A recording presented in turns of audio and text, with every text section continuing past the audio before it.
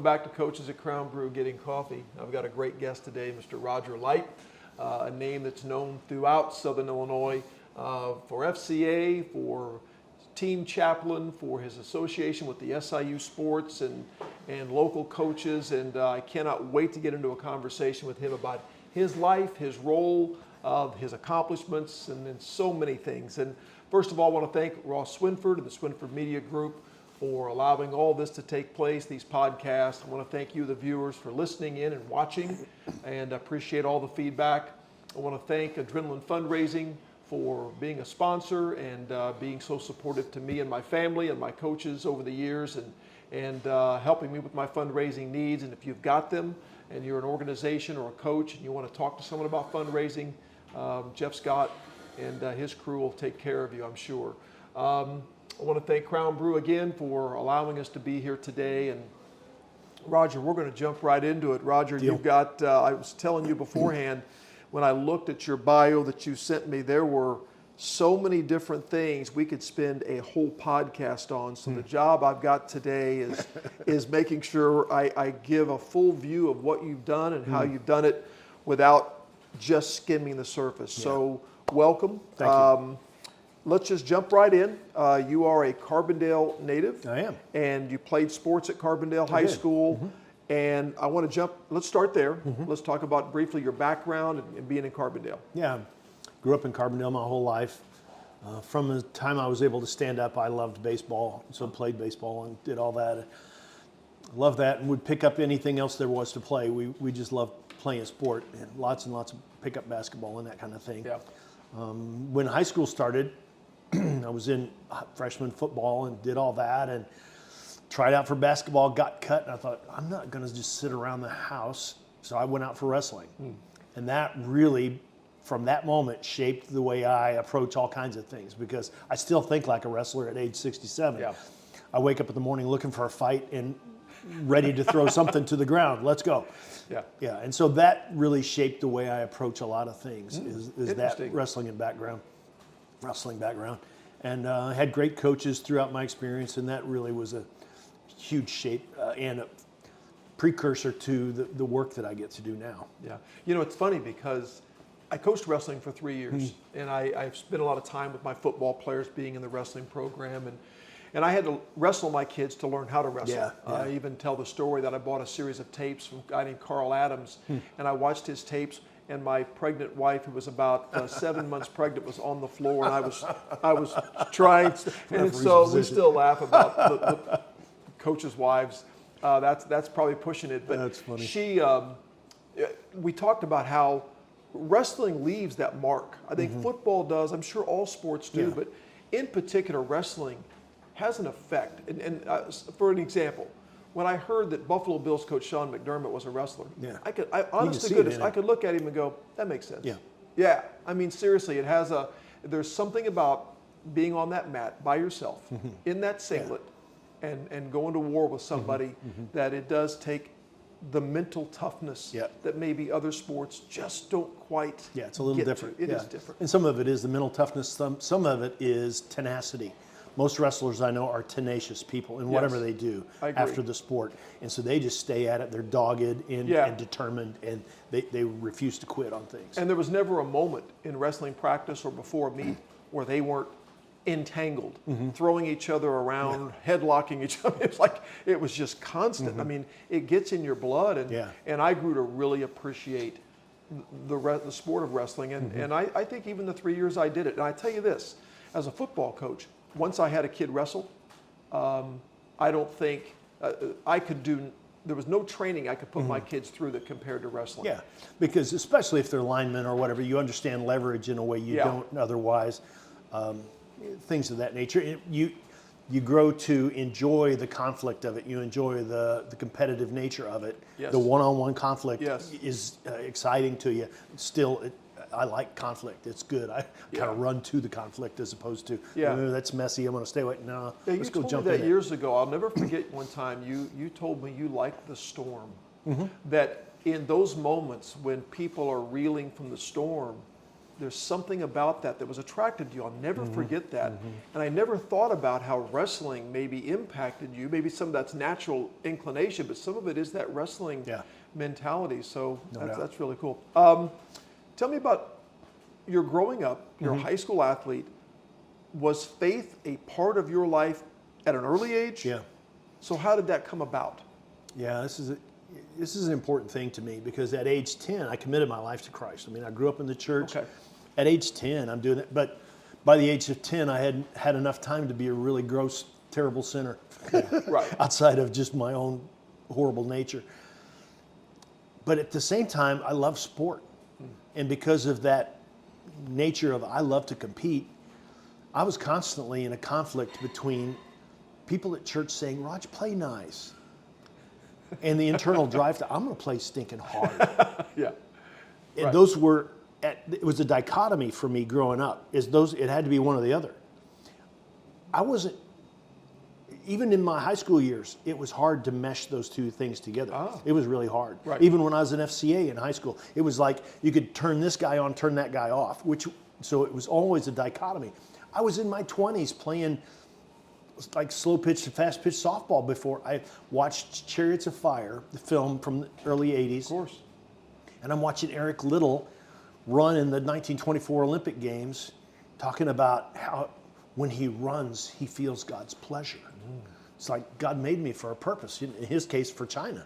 But he said he also made me fast. And when I run, I feel his pleasure. I'm like, I want to be that guy. Yeah, that's so awesome. It became less of a dichotomy of play hard or play nice. It became compete in a way that honors God. There's freedom. Yes. Yeah. And I was like, yes. And by then I was a wrestling official. And so then I got to work that out as 13 years as a high school wrestling official. Right. And for me, it was as much a matter of ministry for me to be on that mat, doing a great job for these guys who are wrestling, for these coaches, for the teams. That was a big, big deal to me. And I got to live out that ethic that I saw in Eric Little on the film on the wrestling mat. Isn't that fascinating? That movie had that kind of impact. You never know where that impact's going to come from, and the Lord can send you these things through a book, through a speech, through a coach, through a movie, and for heaven's sakes. That's really cool. Yeah. And I never thought about that there is a struggle in our culture between, I think, people who aren't strong in faith or know a lot about it would think that Christianity is going to make you soft. Yeah. And yet you want to be a hard competitor. You have to be to win. But yet nothing could be further from the truth. And I think someone like Tim Tebow came along who was ferocious in his training and in his commitment and in his style of play. Yet he was this gentle Christian spirit, but a ferocious competitor. Yeah. And he blended the two so well together. And I think it's important for young people to go, oh, Christianity won't make me soft, or a coach is afraid it'll make his team soft. I mean, I'm sure you've dealt with that before. Sure. Because this macho thing about sports, we think that you can't include the ministry of Jesus Christ and love.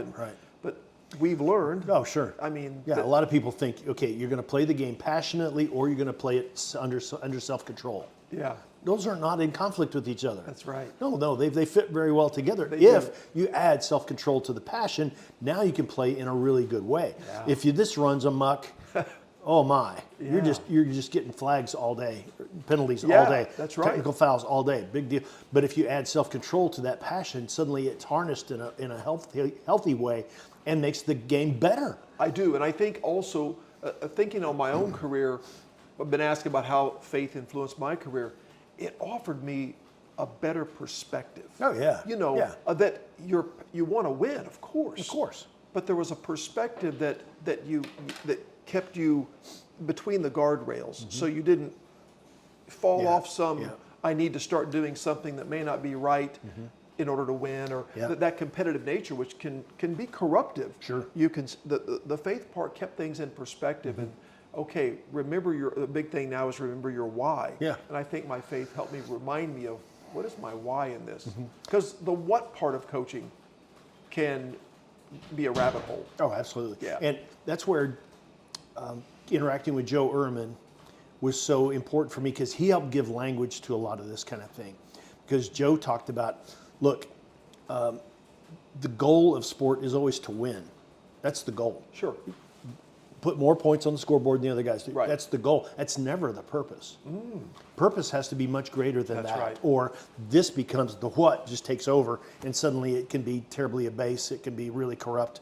But if you keep purpose in mind, it can help shape how you go about practice. What are we going to do this? That's right. And so Joe's writing and his work in this world of sport helped really give me a sense of a better language to be able to talk about coach. It's always the goal to win. The purpose must be higher, or it can really sully the whole process. That is so well said that I think Joe Ehrman, NFL player, becomes a coach and has this philosophy of bringing faith into sport. And you're right. He gave us, I think, the proper language to use from it. I never heard it said that way, but you're exactly right. There was a lot of reading his book and doing some seminars with you on it. It was an aha moment. Like, now I know how I can combine the two together. I've always wanted to, I've always tried to, but this made so much sense. So where does the introduction of FCA come? Fellowship of Christian Athletes, this national organization. When did that begin for you? That's funny. Well, I was in it in high school. Okay. Back in the 70s. But then there really wasn't anything established outside of the St. Louis area or the Chicago area for anything downstate Illinois. Until 1993, Tim Johnson was added to FCA staff based in Champaign, Illinois.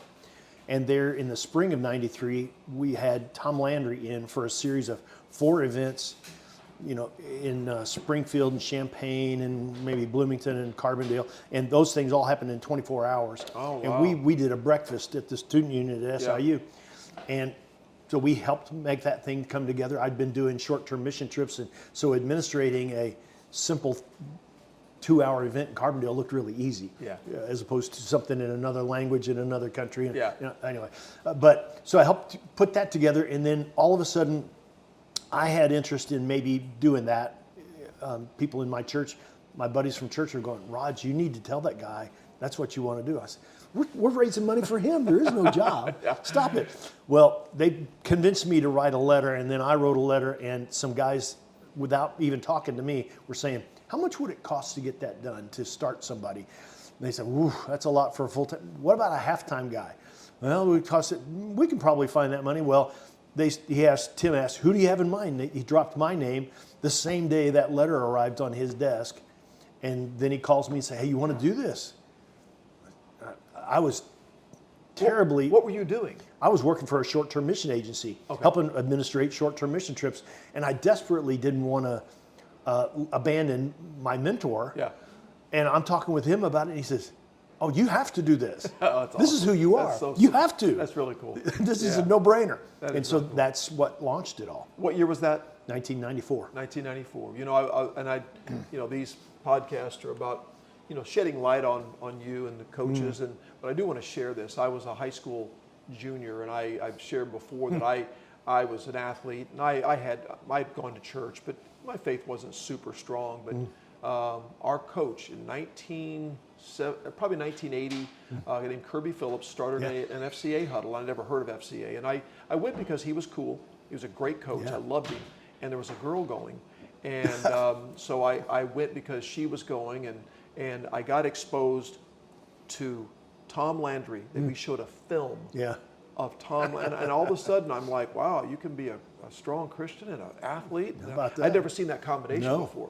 And then my coach was very competitive, but a strong Christian. Yeah. And so these puzzle pieces start going together, and of course that really had a profound impact on my life. We had a huge number of kids involved. Cool. And that was way back. But I feel like some seeds were planted in me For sure. to be a coach and to build my faith. Yeah. And I married the That's girl, by awesome. the way. So the girl that the girl I chased to the meeting, I married. So a lot of great things came out of that. But I appreciate you sharing that, because I feel like those things are not by accident. And I love the idea that you had that Tom Landry thing is kind of a catalyst for you to get going. So so some questions. What was the best part of being? So you were the FCA. Give me the proper term. I was an area representative for 27 years. And I'm talking for a while. You had all of Southern Illinois. I had 28 counties when I first started. Which I cannot even Spent lots of fathom. time in the car. Yes. Yeah. What was the best part of that for you? For me, the best part was building relationship with coaches. That was it. That was the best thing. Because I personally believe coaches are the most influential people in our culture. That's either really good or really bad. Yes. Depending on the nature Right. of the person. Right. And so I thought, well, okay, well then who's coaching those guys? Who is working to have an influence and help shape the way they go about that stuff? I thought, that's who I want to be. I want to have a hand in helping help shape that. And so that for me was the most important thing, because I saw that guy or that lady, whoever's the huddle coach in that place, they have a profound responsibility and opportunity that I just want to enhance what they're already doing. Yeah. Yeah. Because most coaches, they're teachers and they're parents and they're wearing 5 hats already. What can I do to enhance what they're doing? That's all I wanted to do. In that area you represented, how many huddles did you have on average? At one point, 66. Okay, so you got 66 huddles, 66 huddle leader coaches mostly, right? Yep. What was the hardest part? Was the hardest part getting a huddle started? Was it keeping a huddle going? The hardest part was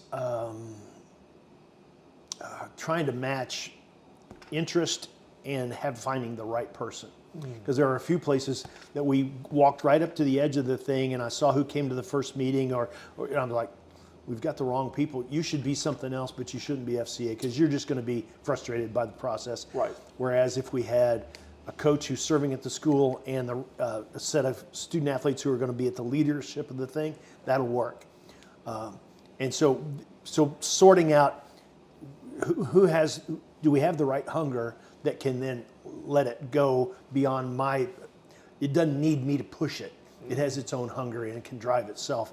Then we had the right thing going. One of the things I learned very quickly as a huddle leader at places I've been was, especially I think I learned this at Carterville, when I directed everything, as much as I would love to tell you it went great, it didn't.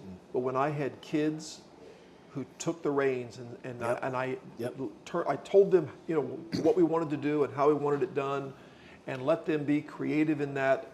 Boy, the huddles took off. That's it. It's just like coaching. You can't go shoot the ball for the kid. Right. No, he or she has to do that. That's right. By themselves.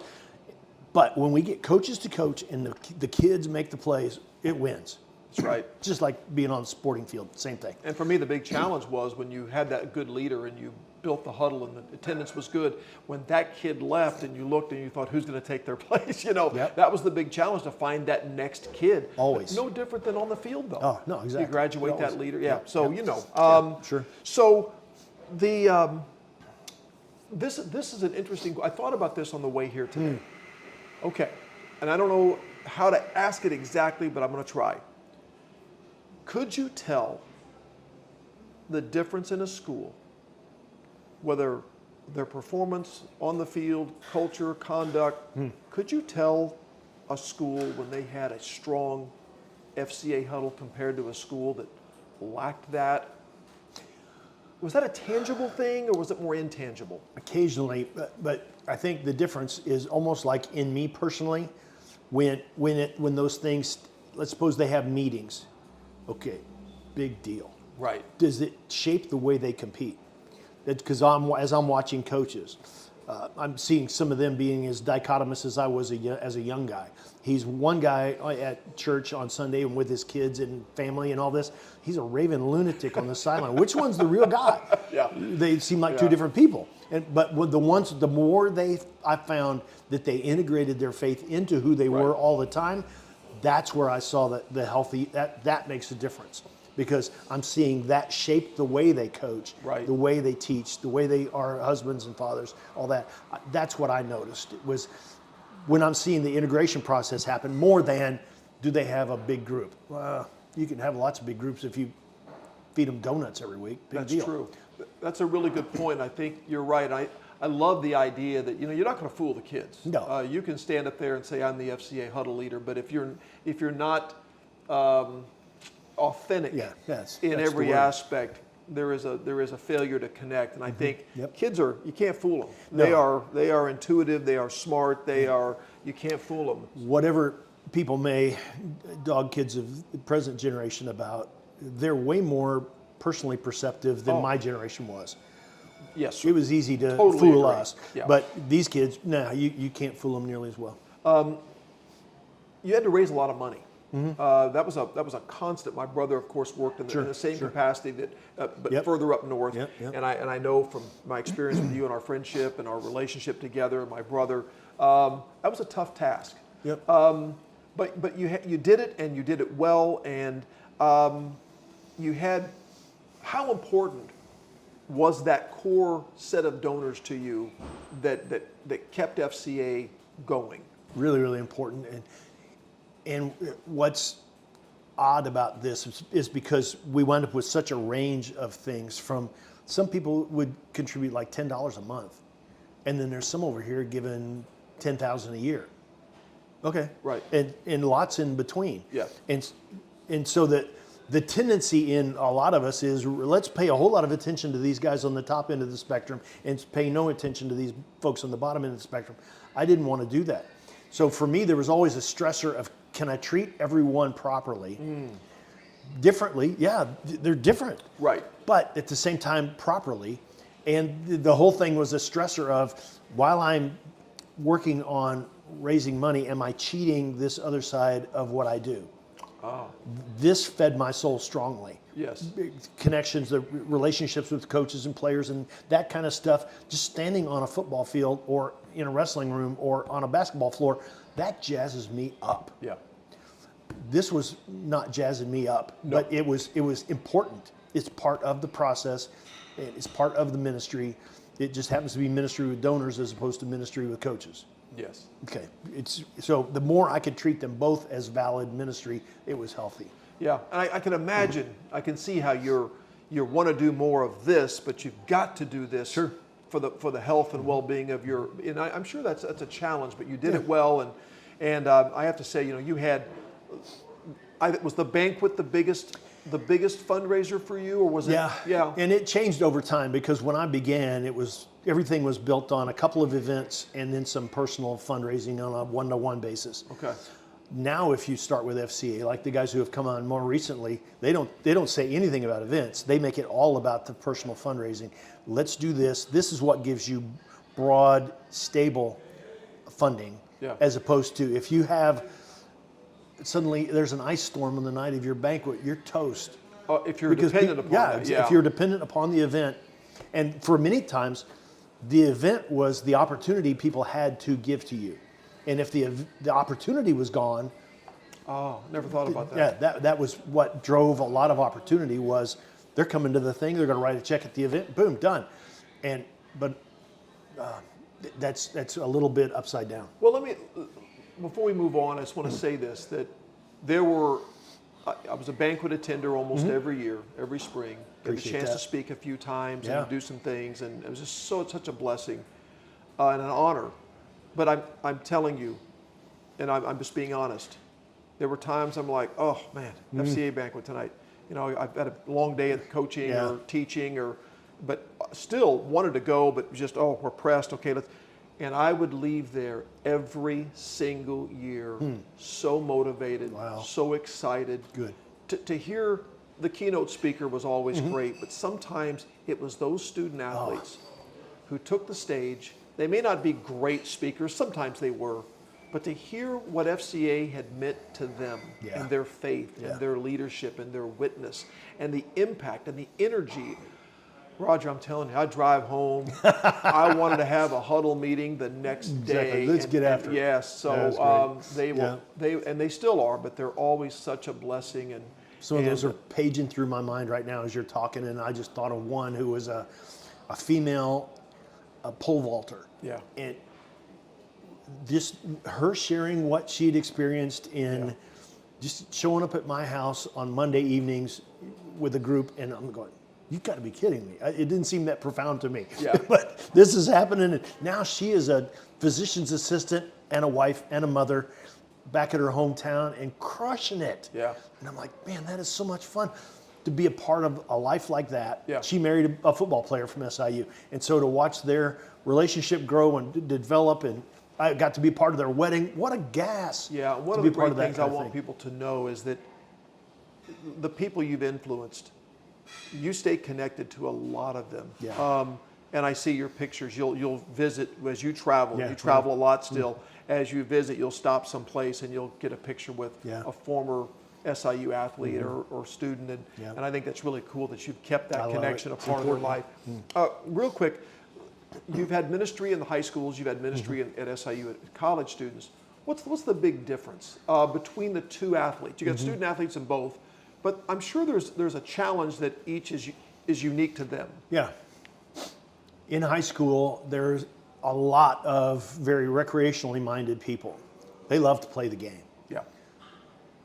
but they're not that elite level mindset that are the ones who wind up playing in college. Yeah. And it's a small minority of all those high school kids who play sport that are ever going to get a chance even to walk on at a place, let alone get a scholarship to Right. play. There's an elite mindset that goes with that collegiate sporting life that is totally different. And they're internally motivated. They don't need to be motivated all the time. It's already in there. Yeah. And so those are the kind of people I'm naturally drawn to, are highly motivated people who want something. They exhibit hunger all the time. Well, I'm in for those people all the time. And so it's just a great fit for somebody wired like me. When I see that, I want to feed that hunger like right now. Yes. And so that's been a great thing that drew me to collegiate sport even more than high school. Wow. Oh, so you felt like that was once you got into this, that would be more of your niche. Oh, absolutely. That's awesome. Yeah. And still doing it. Yeah, because they're as competitive as I am. Right. But they have the skill to actually compete. You're vicariously. Exactly. Yeah. Still working through them, but you're still doing it at SIU. Yeah, it's like last night walking off the floor. What sports are you doing right now? I gave everything away except men's basketball. I got you. Somebody else has football. Somebody else has women's basketball, baseball. Everything else is given to soccer, somebody else. But I kept men's basketball. I got you. Because one, it's germane to the job I'm doing now. But like walking off the floor last night to walk down the tunnel after the game, one player had like nothing in the first half and then had 25 in the second half. Yeah. Not a bad day. Yeah. But to walk with him down the hall and say, his grandfather died earlier in the week, and to walk with him through just that grief process and how do you get your heart ready to play carrying that grief. And to walk and I said, son, you had really good poise tonight. I'm proud of you.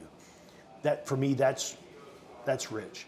So in that moment with that kid and that on the back end of his performance, to more than say, hey, you played great. Son, your poise was excellent. I'm proud of you. That's great. That's so important. You had this chance to serve 60-some huddles, but never in an intimate fashion, kind of from a distance through the coach. Yeah. So your relationship with the coach might be close, but maybe not with the athletes. Right. You go to SIU and you start this team chaplain stuff. You did it with Jerry Kill. Yep. You did it with, now you're doing it with boys basketball. Were there other baseball you did? Did baseball. You've done a number of sports. Yep.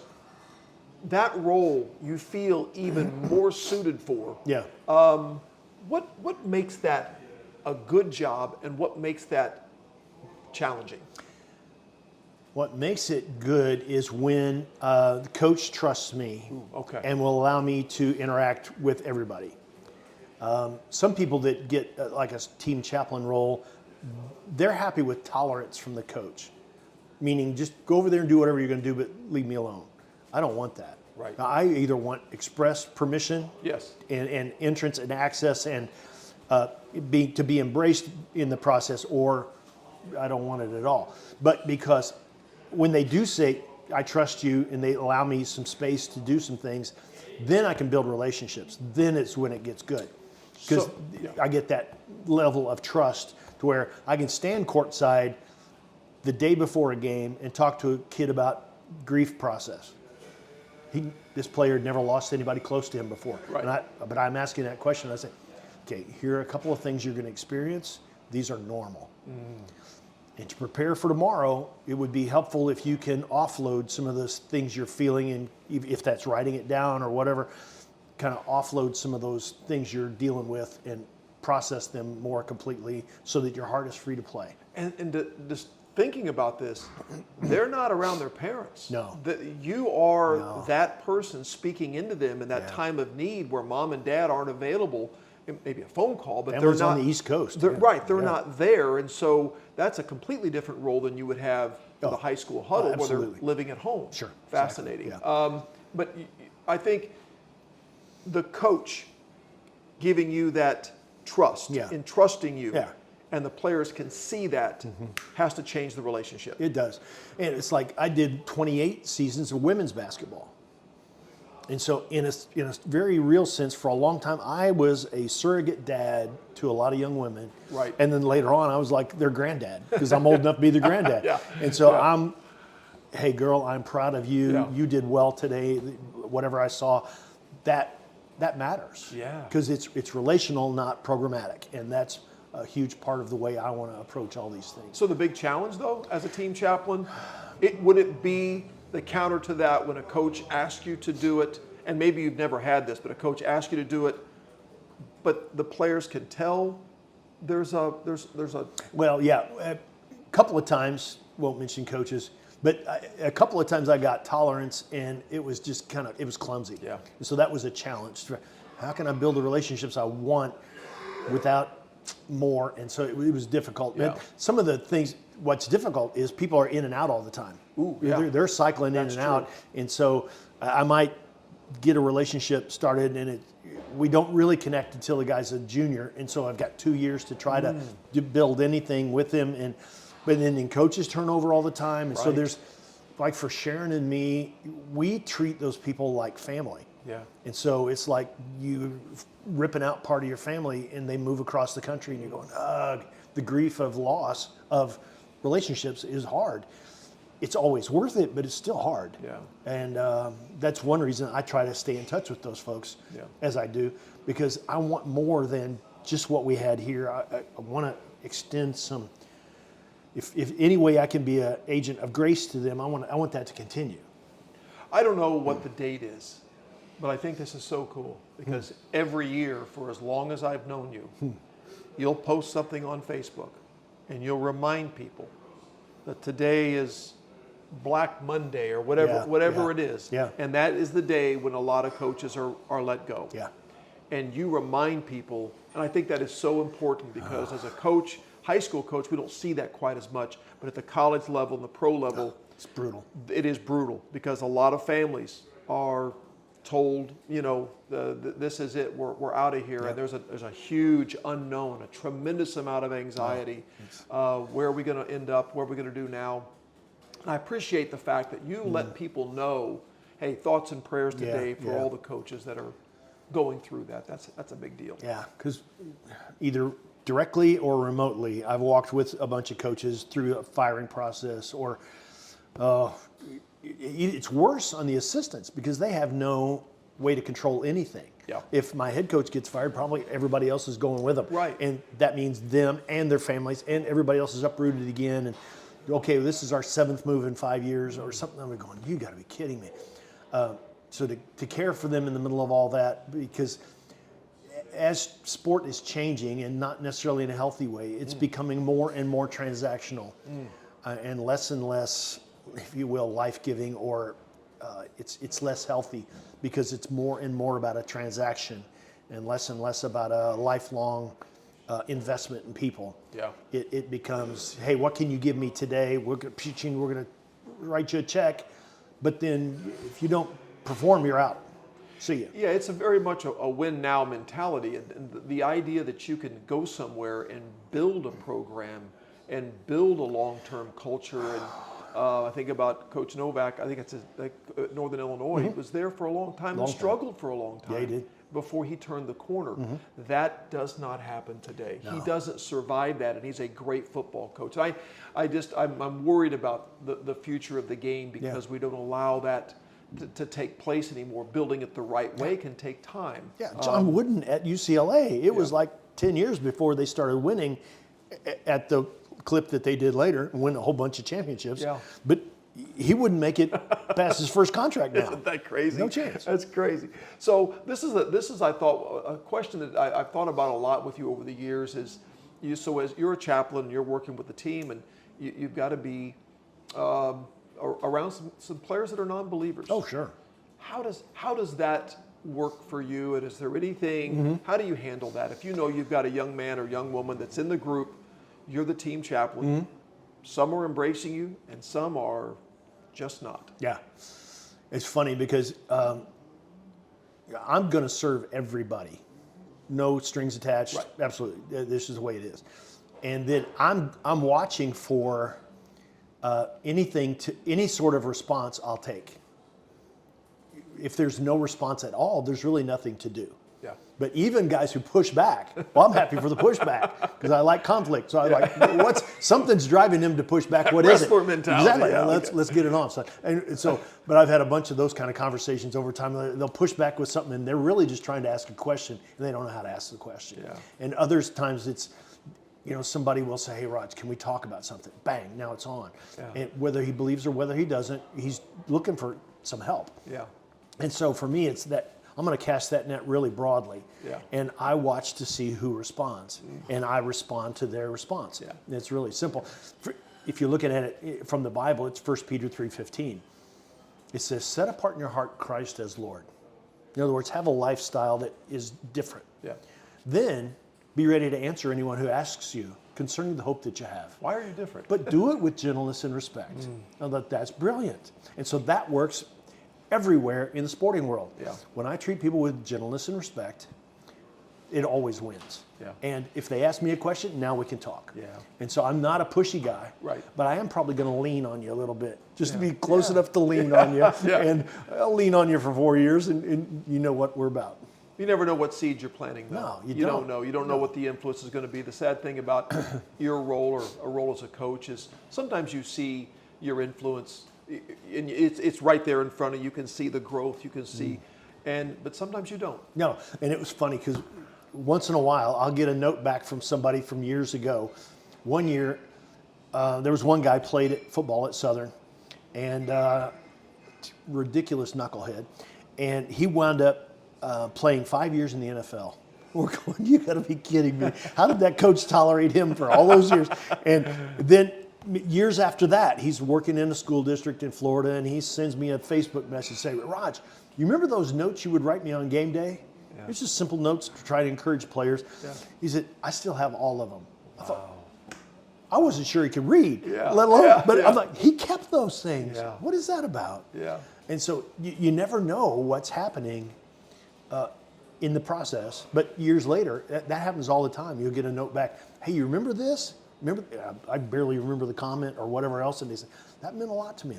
Okay, good. Wow. See, you don't know. You just don't know. You don't know, and things that you may think are inconsequential could be just perfect for that moment Yeah. in that life. Yeah. So that's really awesome. It's incredibly rewarding. Yeah.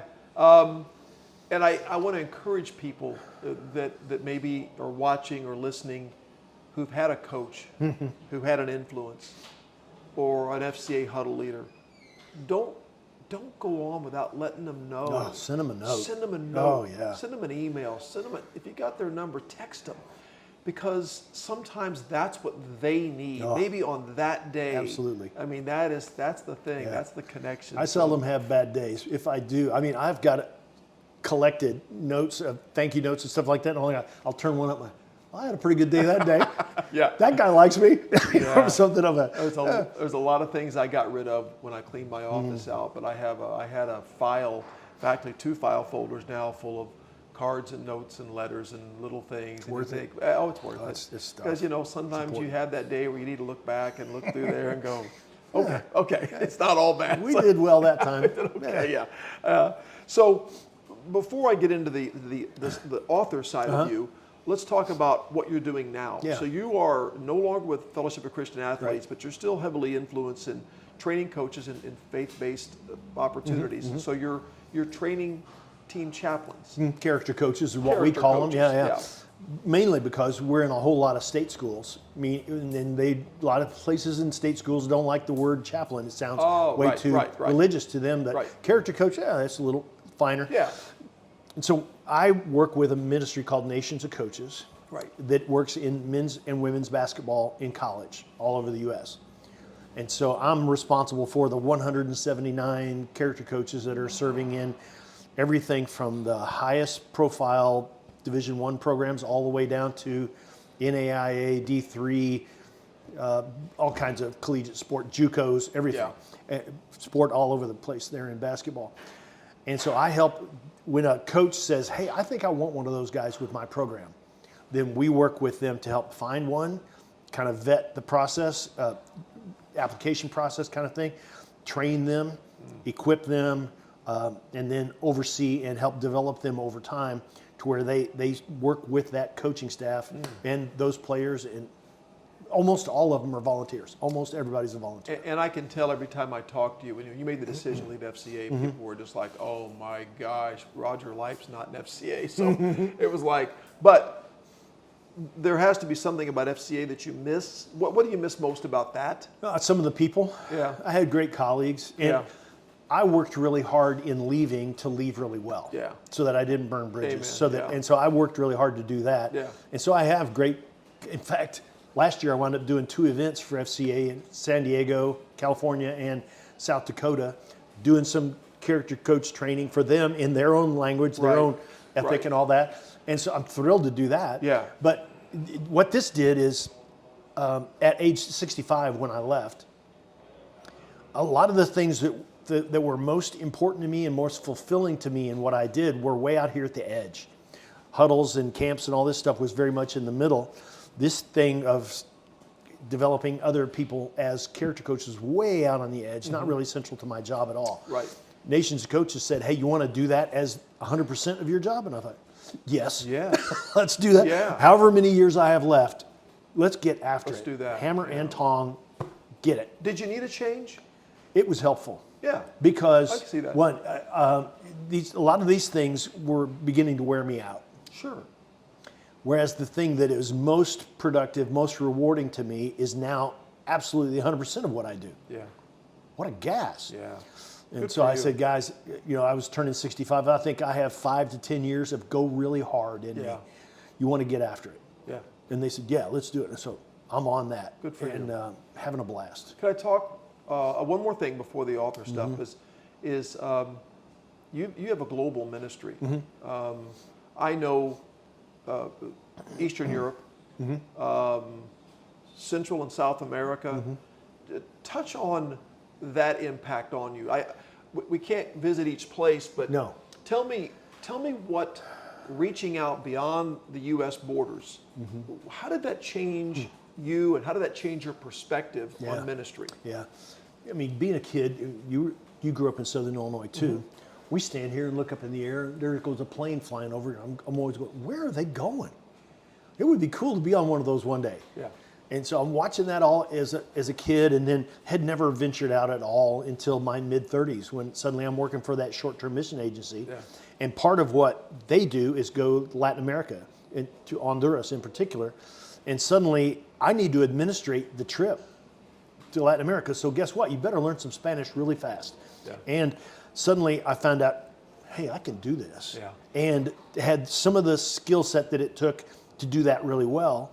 And I thought, oh, that's pretty cool. Let's do more of that. Yeah. And then other opportunities came. And then when I started working with FCA, I started asking them about opportunities. And FCA was very much a U.S. only thing at that point. Then I wound up in a network of people who do ministry all over the world, people who do sports ministry. And that began with a trip to London in 2000, and then Athens in 2003, a year ahead of the Olympic Games. And suddenly I'm in this worldwide network, and I'm going, this is awesome. Yeah. I'm going to jump in with both feet. Yeah. And so suddenly a couple other things happened, and producing one book that I did, suddenly it opened the door to a bunch of things. And I'm like, this is awesome. Let's go. And when you find out you can do a thing and like travel across the pond and not jet lag, and you learn some of the tricks of the trade of that kind of stuff, and it doesn't crash you for 6 months when you come home. Yeah. But it's productive, and they say, can you help us again? Oh, Yeah. now it's on. And so how it changes me is, especially when I go to a third world country, I come home holding things more loosely. Like when we pray the Lord's Prayer and it says, give us this day our daily bread. For us, it's a platitude and a prayer. For my friends in Latin America, they mean, we'd like to eat today. Yeah. Oh, okay. That changes the whole economy of the world for me. Interesting. I hold things much more loosely, give things away more freely. Yeah. Because of that. And then I appreciate where I live more, because some of the things I experience in other places and going, this is difficult. It's like my Ukrainian friends now, they're scattered abroad. They're scattered all over Eastern and Western Europe, and some still in the States, just because their homes are getting shelled every day. And so that kind of thing, it just is so foreign to our everyday world in the U.S. But because I have friends that live there and are in the middle of all that, it's very real to me. And so that's what it has, how it shaped me. Yeah, is I love the fact that it's too bad it takes something like that to make us all appreciate. Yeah. Because you don't appreciate things sometimes till you lose them or lose and to hear you say that, that's really cool, because I know you were traveling some places at one time and they wanted to play American football. Yeah. Because football is soccer to them, but you said American football, and so you're getting equipment down there, Exactly. and they want to play American football, which they were so excited to have that's great. pads from Northwestern University that were going to go thrown in the dumpster, and they were thrilled to have them. Yeah. I forget 60 pair of SIU practice pants, and we're changing our team colors to be maroon. Okay, unbelievable. Great. I bet team full of kickers too. They all played soccer. So Exactly. Somebody's going to kick the ball. I'm not sure how well they threw the ball, but that's really cool. Well, that's neat, Roger. I know that are you still doing international travel with what you're doing now? Yeah. Yes. Yeah, that's one of the things I asked the guys when I was looking at this. I said, there's some things that I think are important to who I am and may I still do this? Like I said, if this guy in Poland says, can you come help me? What do you want me to say? And they said, oh, go help them, please. Yeah, it's part of your job. Well, that's so good. I just went to New Zealand a few months ago for a week to work with colleagues in New Zealand. And I'm like, this is awesome to have the freedom to work narrowly in college basketball, but broadly through the whole world as well. It feeds both parts of what I like. I love things that are short-term projects, but long-term relationships, and then a global scale. You got the best of me right now. That's great, Roger. So I'm happy for you that you did your FCA thing and did it at such a high level. You leave on a good note. You leave positive way, and now you're doing something that you love, and much deserved. Author of 16 books. 15 books. The author of 15 books. I've read almost all of them. I assume I've lost track. The most recent book is this book here, Soul Training, Coaching the Faith of Elite Sports People. And I thought it was interesting. What motivated you to write this book in particular? Because my guess is that elite sports people are difficult to not introduce faith to them, but for them to grow in their faith. Would you agree with that? Yeah. But what is it that prompted that? Yeah, what prompted that? It's a better word, There was a guy at SIU a number of years ago that left. He wasn't an athlete at all, but he was working for a college ministry-based online magazine. And he said, hey, we've got lots of people who write about discipleship and with college students, but nobody has anything about college athletes in discipleship. Would you send us something? So I had to incubate, what does that mean? What would I say about that? So I wrote an article that wound up being the framework for this. Right. Because there I'm going, okay, here are the things. You have to come through these 7 things or you don't have a shot. These things are peculiar to elite level athletes or coaches. And if you can come in that door, you'll do fine. But if you can't fit these things, you don't have a chance because their time is so limited, their culture is so thick, all these other things. Like if you can't speak baseball with baseball players, they can't understand you because they live in baseball world all the time. Football coaches think in football all the time. So you have to be able to say 9 technique for them to know, for them to believe, oh, that guy gets it. Anything like that, you have to be able to speak their language, come in their culture, fit their time constraints and other things like that, that if you can do some of those things, you can do it. You talked about time a lot. I was a big part of the early part of the book was the fact that they don't have a lot of time and they're not going to make a lot of time. So you've got to make sure you are aware of that from the beginning. So you've got these little windows of opportunity and you've got to make those count. I love something you said in the book. I never thought about this. Different approaches are necessary for different sports. I'm paraphrasing. For sure. Major League Baseball has less entitlement than NFL. Yeah. And in Major League Baseball, you've got to make yourself a part of the team, and you said by speaking their language and kind of becoming part of that culture. It's a longer season usually. Yep. There's more games, and baseball you become part of the team. But football has more entitlement because of the college experience where they're lifted up. Yep. And you are at the pleasure. Your role is at the pleasure of the head coach. Every time. Every time. I learned those things from Walt Enoch. Walt was the FCA guy in St. Louis. And when I first started, I mean, he was the chaplain to the Cardinals baseball, Cardinals football, Blues hockey, all that stuff. When Jim Hart and I first started talking, I asked Jim about him, and he said, guy came to practice, and he said he was chaplain to all these teams, but nobody in town knew who he was. He didn't even have it on his business card. He said the guy kept a low profile, but he said, you know what, nobody in the community knew who he was, but he said every guy on that team knew that guy is for us. So there was a depth of commitment that he demonstrated and a relational connection that's the stuff I had to start with in 1994 when I had no clue what I was doing, making it all up from scratch, was what Jim had told me about Walt. And those are notes, some of those notes about professional sport came from Walt. Because I'm asking Walt about what's the difference between a pro football player and a pro baseball player? And he says there's less entitlement to baseball guys because they have to come up through the minor league system. Right. It knocks it all out of them. Yeah. Bad buses and riding all night and all that stuff knocks it out of them. Yeah. But he said NFL guys come in and they got big bonuses and they got all this stuff, and so they think they've arrived when they first arrive. Yeah, that they don't makes know. sense. That But makes and so so much it was sense. just all those things. It's like me serving with the minors out here for 8 seasons. Yeah. I loved it. Yeah. Because they were much more like college kids than they were like pro baseball players, because they're making $600 a month and sleeping in somebody's house. Yeah. You know, and so their hearts were closer to the surface. And with baseball culture, it's hang around. You just go hang around and stuff happens. Yeah. I just stand there at BP and chat with guys as they'd come around the BP cage. Simple, all relational. Yeah. But it worked like a charm. One of the things I love about baseball is that football practices go, and baseball has that laid back. It's leisure. It isn't that you're not busy, but there is a leisure side to it that they call it America's pastime, and I think there's a part of that's part of the beauty of baseball. That it's not, gassers and going hard and knocking each other's brains out. There's a lot of time to stand next to a guy and talk. Yeah. It could be about baseball. It could be about something else. But the conversations, and I love reading this book. This made so much sense to me.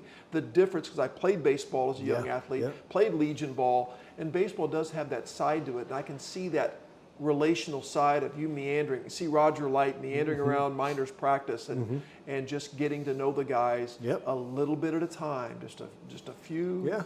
Just I'm on one knee in the batting cage. Guys hitting baseballs. I'm putting baseballs on a tee, and we're chatting. Putting baseballs on a tee. Whack!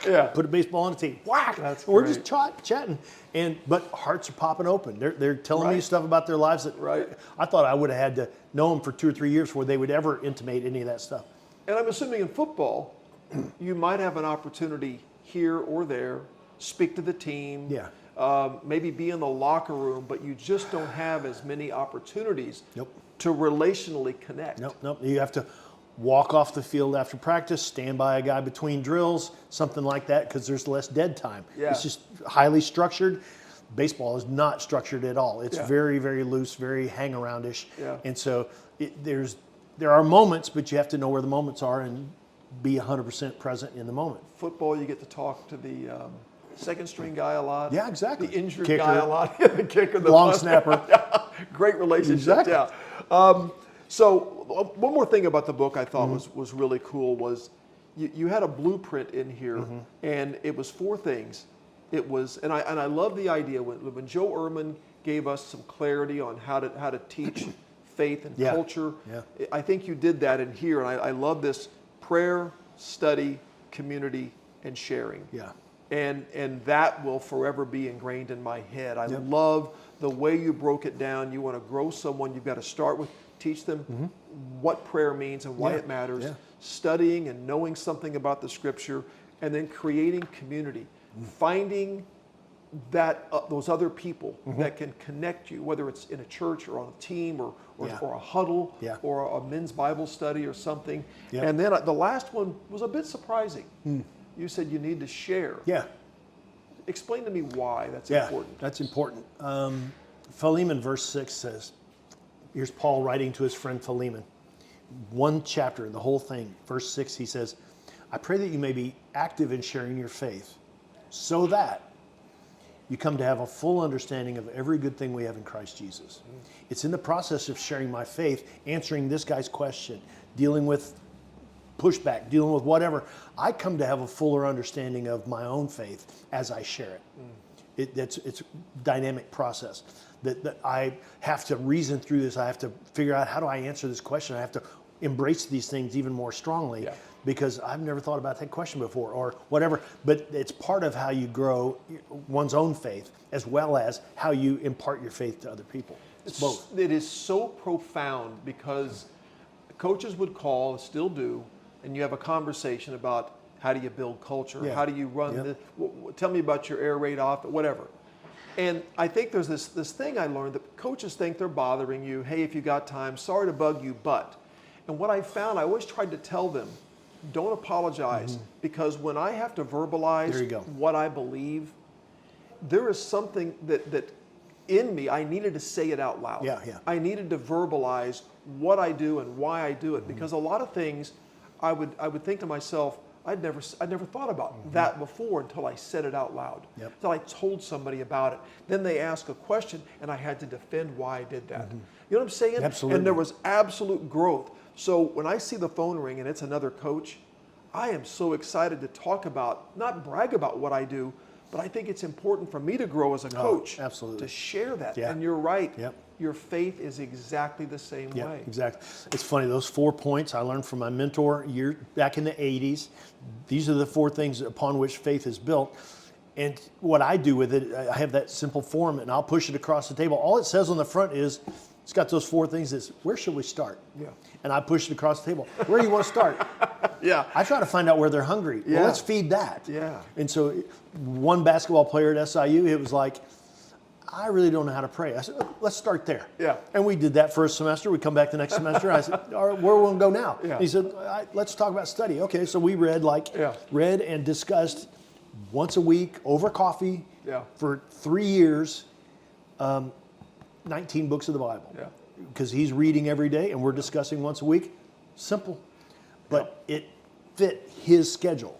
That was the point. It's amazing the things that have been solved, the problems have been solved over a cup of coffee. No doubt. It's like no doubt. Global politics and international. Anyway, well, thank you for sharing that. That was really good. Let's talk about Sharon real quick. I know that Sharon has become a good friend of mine, and she was a Saluki, the first desk you walked in, the Saluki football office for how many years? 19 with football. For 19 years. She was the so-called football She was mom. office manager, mom, ops director. She did all that stuff. And she's had to share you with this ministry. Couldn't have been easy. I consider you a coach, and that's why you're on here, because you've coached coaches. And tell me about the impact she's had. Well, it's remarkable because she was surrogate mom to so many guys and continues to be.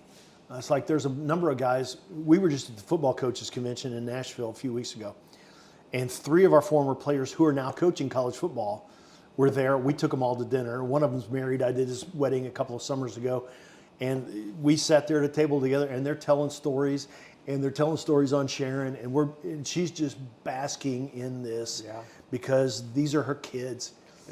They'll call him, "Hi, son, how are you?" She'll call him son. Because she'd be the one, like Bart Scott played all those years in the NFL and all that stuff. Bart was acting silly. She'd say, "You better get to class. I'm going to call Dorita and you're going to be in trouble." Okay, Miss Sharon. All that stuff all the time. She was a surrogate mom for so many. Well, you can see that. I can see it in Walter Skeet. On my staff. For sure. Played at SIU, and the moment I first saw him meet her, see her, I saw them hug, and I'm like, I can just tell that he had this connection with her because their moms and dads aren't around, and so she becomes that person, and they miss that mom, they miss that influence. Exactly. And And she provided that. yeah. And who else is going to keep Jerry Kill in line, right? Exactly. Right? Sure. He'd go off on something. Now, coach, you can't do that. You can't say that to that guy, or here's the way we go with that. And she got a call from him a couple of days ago, and they just sat and chatted for a while. I think in my experience, I've said this about a lot of people, but coaches are not as hard to replace as you might think, but people like Sharon, that role is hard to fill. Yeah, because she was that for Sean Watson and for Jan Corliss, and then for Jerry, and then for Dale Lennon, and then briefly for Nick before she retired. But that's the thing. She's Southern Illinoisan like I am, and part of the stuff born into us as Southern Illinoisans is we are ridiculously loyal, often to a fault. We also hold grudges a long time, but for her, she builds such loyalty with people that it's like ripping a part of your heart out when they leave. And so that's almost the grievous part of what we do, is we lose people to other jobs or to other things, and so it hurts a little bit. But she's built a long history of lots of great relationships. I can tell that for sure. We've been married almost 49 years, which speaks to her loyalty and patience. That's great. Well, I appreciate you sharing that. And I got a couple more things before we're done. How does Roger Lipe recharge? Like, the ministry is unique. I think it's the most challenging field. I don't know about the medical field. I can't speak to that, but I think coaching, it's challenging, yes. Like, ministry is the most challenging, maybe the most underappreciated. Lots of skepticism, and you're on a pedestal, you're on a platform, and then every eye is on you, watching everything you do. And how do you recharge when all those needs, and what do you do? Yeah, I read a lot, and so reading good authors is helpful to me. Two, I have some long-term friends that are just great friends that recharge me because of who they are. Those relationships recharge me. I rest better than I used to. I would just grind and grind and grind and grind. And I'd look at my calendar and go, why am I tired? And I'd look at, well, you moron, you haven't taken a day off in 8 weeks. But I'm more purposeful about rest, and so that's part of it, is just regular rest. Trying to Sabbath properly is helpful. At 67, I don't bounce back as fast as I used to. So anyway, that kind of stuff. But lots of reading, and then some music helps me recharge. And then while I'm off the chart extrovert, love crowds, love noise, occasional solitude to study and think and shut things off for a day or two is really, really helpful. I know you do that sometimes. You'll make an announcement. You'll say, "Hey, I'm off the chart. I'm off the grid. I'm off the grid for a while." I think more of us need to do that.